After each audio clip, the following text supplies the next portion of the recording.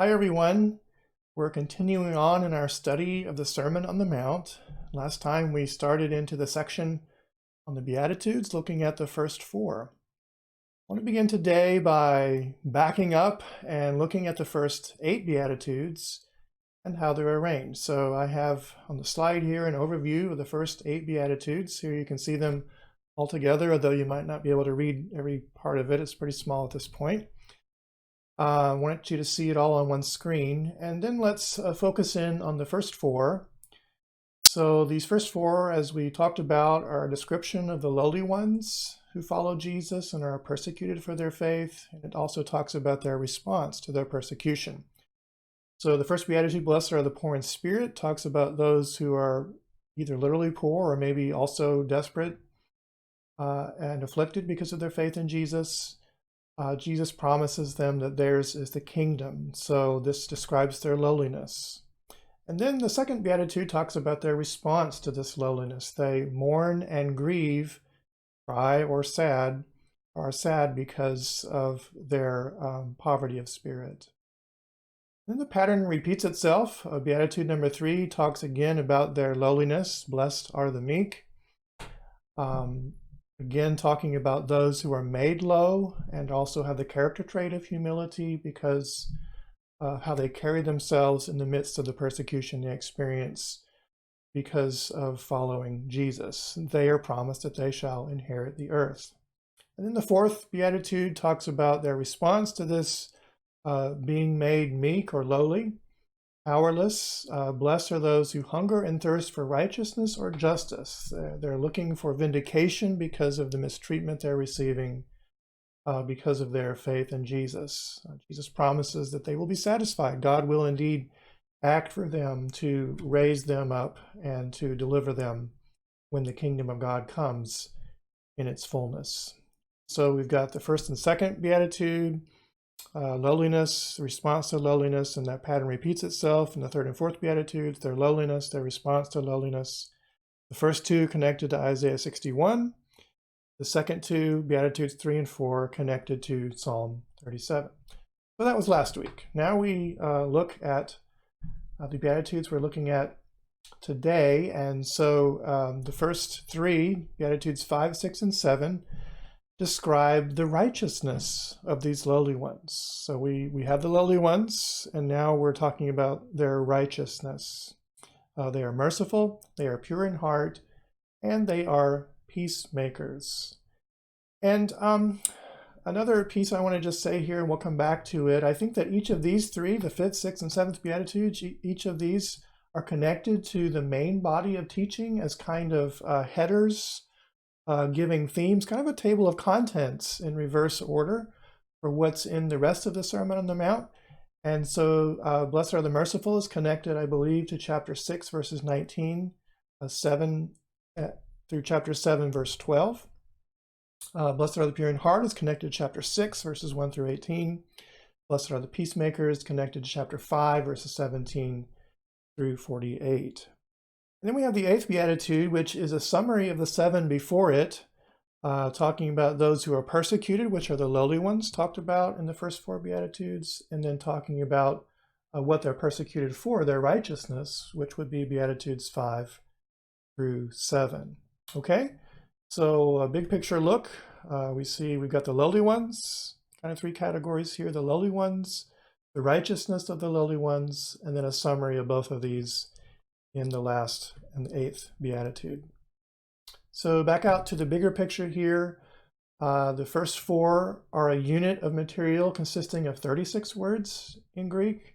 And the second 4 verses are Beatitudes 5 through 8 are also a unit made up of exactly 36 words in Greek. And you can also see the inclusion of the phrase, for theirs is the kingdom of heaven, that ends the first Beatitude and also the 8th Beatitude. These similar phrases function as kind of bookends. It's called an inclusion that shows that this material is all one literary unit, these first 8 Beatitudes. Okay? So today, as I said, we're going to transition to look at Beatitudes 5 through 8, and so that means we are looking now at the righteousness of the lowly ones. Each of these Beatitudes, as I said, have to do with the righteous behavior that characterizes the lowly ones that were talked about in the first 4 Beatitudes. So Beatitude number 5. Blessed are the merciful, for they shall receive mercy. So the lowly ones are described as givers of mercy. Now, mercy is a characteristic of the righteous. In the Old Testament, you see some passages there on the screen that you can look up as examples of this. And also, I would say that Jesus requires this of his disciples in other places, and I've given you just a few examples here from the Gospel of Matthew. Mercy is a very important theme in Jesus' teaching. Notice the reciprocal principle. Those who give mercy to people will receive mercy from God. So this is teaching us that what we give to others is what we get back from God. When we give mercy to others, God gives us mercy. But if we withhold mercy, if we condemn, if we're judging and so forth, that is what we will get back from God as well. Now, if it's true that this beatitude is the header for the B1 section of the sermon, that's from the first class we had, the handout that I gave you, chapter 6, verse 19 through chapter 7, verse 12, then this helps us to see that this mercy refers most specifically to giving alms to people in need and forgiving others who sin against us rather than judging them, because that's what's talked about in that particular section of the Sermon on the Mount. Well, Jesus promises mercy to these who give mercy. With the coming of the kingdom, these receive mercy both now in terms of forgiveness and God's provision for them, and on the final day when they will be accepted by God into the fullness of the kingdom. Beatitude number 6. Blessed are the pure in heart, for they shall see God. So the lowly ones are pure in heart. And just as in the Old Testament, it is the pure in heart who are fit to ascend to the temple and into the presence of God, as Psalm 24 talks about, those with clean hands and a pure heart. So here Jesus teaches that it is the pure in heart who will see God. Now, pure in heart, I believe, means acting with pure motives in our heart, not having conflicting or mixed motives with what we do in our discipleship with Jesus. If it is true that this beatitude is connected to the C section of the sermon, or chapter 6, verses 1 through 18, then this helps us to see that this refers most specifically to seeking God through prayer, fasting, and giving alms, not to be seen and praised by people, but only to get God's attention. So disciples of Jesus who are pure in heart serve God in these ways, and they do so with the right reasons, or for the right reasons, and with the right motives. And they will receive their reward. God will make himself known to them both now and on the final day. Jesus promises these, they shall see God. This raises a question. Can you truly see God? John chapter 1, verse 18 says that no one has ever seen God except Jesus, who is the Word made flesh. Exodus 33, verse 20 says that to see God, at least the fullness of God's glory, would kill us. So what does this mean? The sense may be that Jesus is promising that they will be in God's presence or see God active in their lives in terms of what happens now in our lives on this earth. This idea of seeing God at work in our lives is in accord with, for instance, Psalm 63, verse 2, which talks about beholding God in the temple. And this also fits with Matthew 6, 1 through 18, where those who seek God and not the praise of people will find God, in the sense that God will answer their prayers and help them with their needs. Well, what about in the fullness of the kingdom? Can we literally see God when we're resurrected? I mean, we can't die anymore, so we don't have to worry about being killed. Revelation 22, verse 4 says, quote, they will see his face. So Yeah, I guess the other question we have to ask is, does God even have like a body that can be seen even with our resurrected eyes? Or maybe it just means that in the fullness of the kingdom, when we're resurrected, we will have a much greater capacity to take in the fullness of the glory of God and his presence with us. So it's hard to answer because these things are, I think, truly beyond our ability to answer at this point. They're beyond our understanding in terms of what we can process and know how things work, things that are quite beyond us. Beatitude number 7. Blessed are the peacemakers, for they shall be called sons of God. So the lowly ones are peacemakers. They work at reconciliation among people. The word peacemaker literally means those who make or work for peace. Now, if it's true that this beatitude is connected to the B section of the Sermon on the Mount, or chapter 5, verses 17 through 48, then this helps us to see that this refers most specifically to things like being reconciled with someone who's angry with you, not divorcing your spouse when there's conflict and disagreement, and loving your enemies, because these are the things that are talked about in this section of the sermon.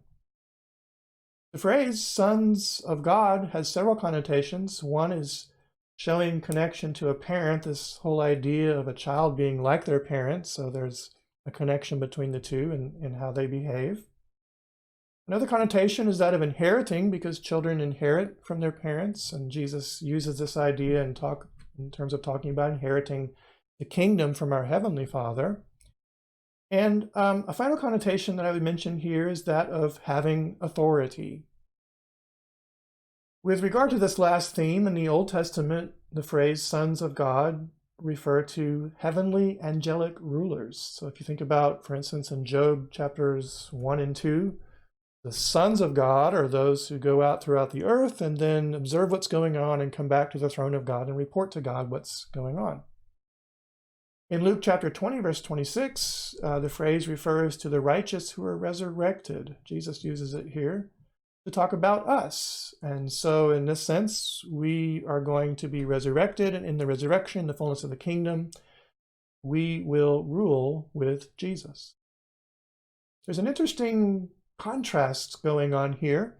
Roman emperors called themselves peacemakers. They use the same exact word. They were those who brought peace by pacifying, that is, conquering or killing their enemies. So there wasn't any conflict because there was no one to have conflict with anymore because they were dead. And they also used the language of being a son of God. They attributed this title to themselves, and others did as well, and many people throughout the empire worshipped Roman emperors as divine, as sons of God. But those who will inherit and rule in God's kingdom are those who make peace in a different way. They make peace now through love for others. And Jesus is saying that these are the true sons of God, despite what others say in the world. Jesus promises these peacemakers that they will inherit and rule in God's kingdom, and that, God's kingdom has come now in part, and we will rule in the future when it comes in its fullness. This brings us to the 8th Beatitude, which is, as I said, a summary of all the rest. It says, "Blessed are those who are persecuted for righteousness' sake, for theirs is the kingdom of heaven." Verse 10. So persecution can refer to anything along the range of verbal mockery to physical injury, all the way to death. That's brought out a little more clearly in the next verse, in verse 11, which we'll look at next time. So this beatitude brings the first 7 beatitudes all together in one. If we ask, why are the lowly ones lowly, oppressed, weeping, and hungering for justice? It's because they're persecuted. And if we ask, what are they persecuted for? They're persecuted for their righteousness. They practice mercy and purity of heart and peacemaking as followers of Jesus. In other words, the phrase, "those who are persecuted," summarizes the first 4 Beatitudes about the lowly ones. And the phrase "for righteousness' sake" summarizes the 5th, 6th, and 7th Beatitudes. And the final blessing, like the first one, theirs is the kingdom of heaven, summarizes all the salvation blessings of the kingdom of heaven, both now and on the final day.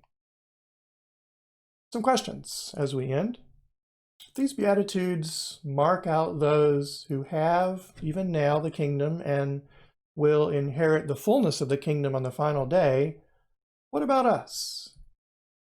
I think that Jesus gives these Beatitudes to us as his disciples to challenge us. That's his intention. And so as we look at these 8 Beatitudes, we can kind of evaluate our lives to see how we stack up against what's talked about in each of them.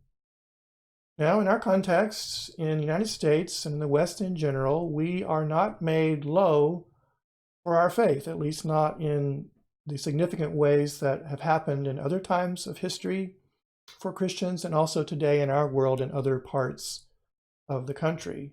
Perhaps we're insulted here or there, but that's probably the extent of it.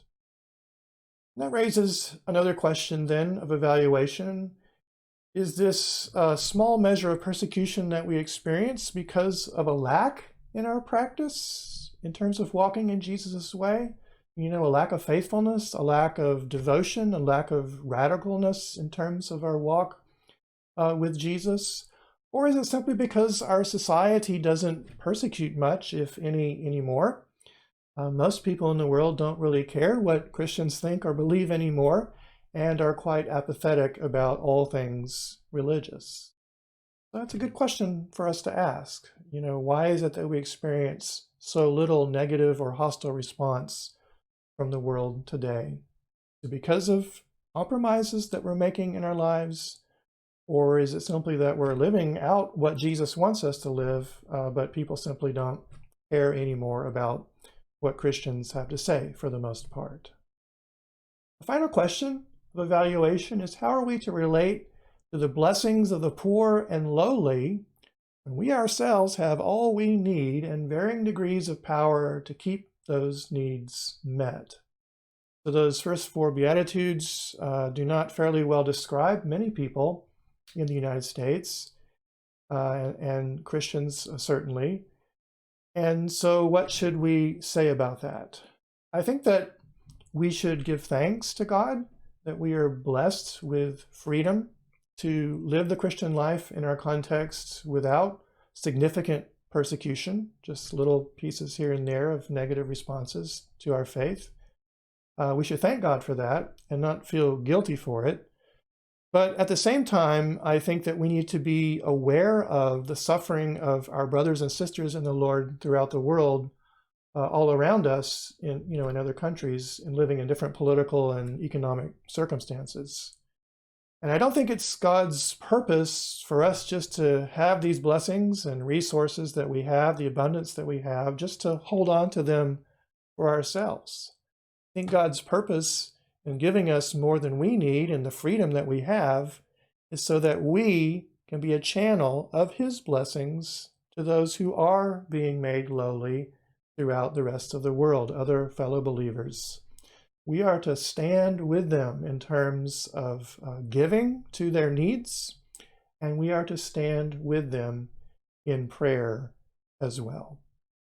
All right, so that's the first 8 Beatitudes, and we'll continue on in our next lesson and begin to look at some statements that Jesus makes that draw out some contrasts between his disciple community and the world in which we live.